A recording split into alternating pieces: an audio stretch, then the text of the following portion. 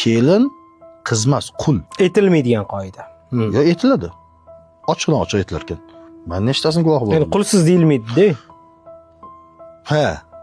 Qog'ozga o'rab. Xizmatimiz deysiz. Xizmatchimiz deylik. Shunaqa ekan. O'sha xizmatchi charchab ozgincha dam olmoqchi bo'lsa, yana gap eshitar ekanda. Siz o'zi dangasasiz, siz usiz, siz busiz. Haligi xizmatchi 24 soat sizni xizmatingizni qilib tursa ham, bitta joyda ishingiz qolib ketgan bo'lsa, yana gap eshitar ekanda bechora. Xizmatchi. Xayoldan ko'tarilgan bo'lishi mumkin emasmi? Odam u ham, to'g'rimi? U ham biron farzand deydi-yu. Haligi to'ydan oldin qop-qop va'dalar bor edi, baxtli qilaman, ko'ngliga qarayman, boshimda ko'taraman, to'g'rimi? Ular to'ydan keyin birontasi amalga oshmaydi va kasal bo'lib qolgandan keyin nima deydi? Bor ota-onangniki bor davolanib kel deydi-yu.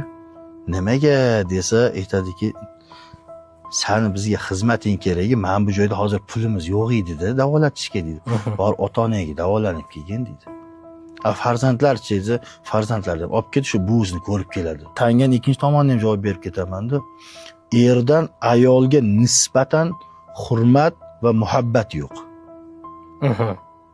Delegalchka olingan deyishadi-yu, qo'polroq qilib tushuntiryapman-da. Delegalchka uylanib qo'yganlar xo'jayin. O'shaning uchun ham. Gapsiz bo'lmasligi uchun. Ha, erkakning ayolga nisbatan muhabbati bo'lganda edi, ozgincha tomoq og'rib qolganda o'zi yugurib borib bo'lsa ham mashinasi bo'lmasa, dori olib kelib lechini qilgan bo'lar. Yaxshi erkak sevsa, hurmat qiladi va himoya qiladi. Albatta. Sevmasa eng kamida zulm qilmaydi deydi.